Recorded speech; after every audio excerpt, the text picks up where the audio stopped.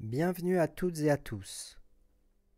Dans cet épisode, je vais vous parler rapidement des citelles torche-peau.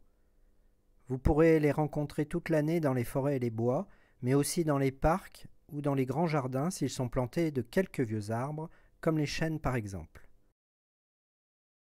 Si les conditions d'observation ne sont pas terribles, comme sur cette vidéo-là, il est très utile de connaître les principales émissions sonores de cet oiseau très bavard.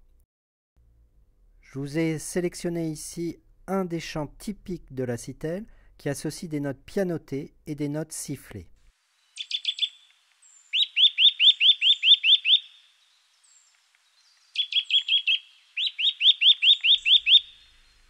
Et voici son cri.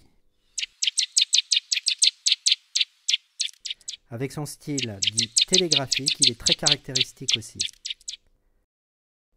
Si vous arrivez à bien observer une citelle, vous n'aurez pas de souci pour l'identifier non plus. Orangé dessous, grise dessus, avec un long bandeau noir sur l'œil. Et si vous en voyez une en train d'explorer un tronc à la recherche de nourriture, regardez bien, car parmi nos oiseaux, c'est le seul à pouvoir grimper le long des arbres avec la tête en bas.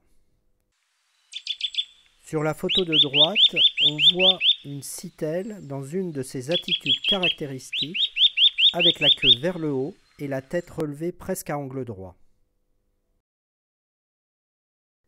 Au printemps et en été, les citelles sont insectivores, c'est-à-dire qu'elles mangent ou nourrissent leurs petits avec toutes sortes d'insectes, mais il faut noter qu'elles consomment aussi beaucoup d'araignées, qui, comme chacun le sait, ne sont pas des insectes.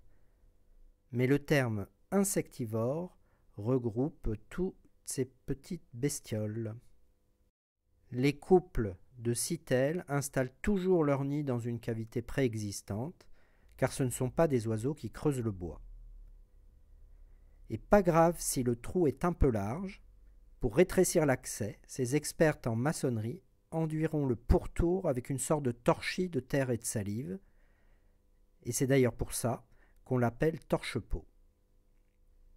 Mais comme il n'y a pas souvent de trous dans les arbres, on peut aider les citelles à nidifier en installant des nichoirs boîte aux lettres. Et si vous avez déjà entendu des vocalises de citelles à proximité de votre jardin, alors là, n'hésitez pas à tenter l'expérience du nichoir, vous serez sûrement agréablement surpris.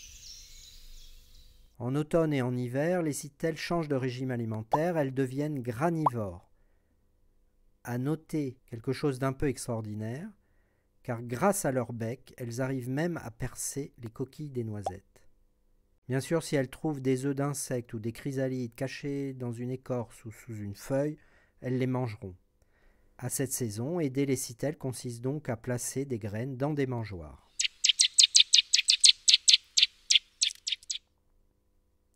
Voilà, l'épisode est terminé, j'espère qu'il vous a plu et que vous aurez envie de vous abonner à la chaîne.